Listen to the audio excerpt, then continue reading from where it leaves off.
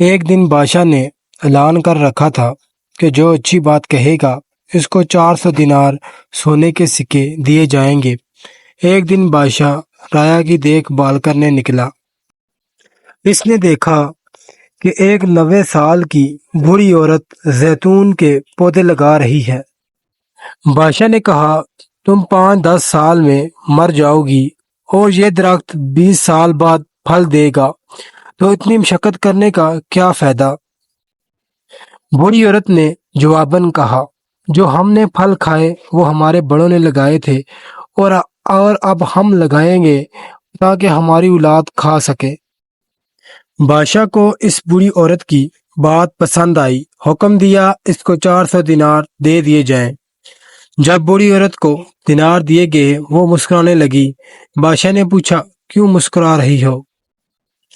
بوڑھی عورت نے کہا کہ زیتون کے درخت نے تو 20 سال بعد پھل دینا تھا، بلکہ مجھے میرا پھل ابھی ہی مل گیا ہے۔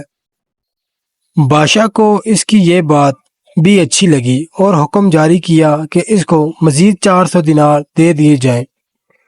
جب اس عورت کو مزید 400 دینار دے دیے گئے تو وہ پھر مسکرانے لگی۔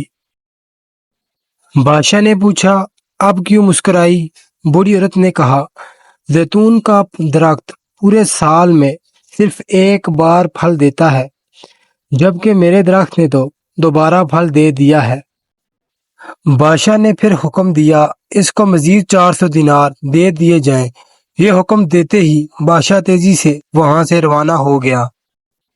وزیر نے کہا، حضور آپ جلدی سے کیوں نکل آئے؟ بادشاہ نے کہا، اگر میں مزید اس عورت کے پاس رہتا تو میرا سارا خزانہ خالی ہو جاتا، مگر اس عورت کی حکمیت بڑی باتیں ختم نہ ہوتی۔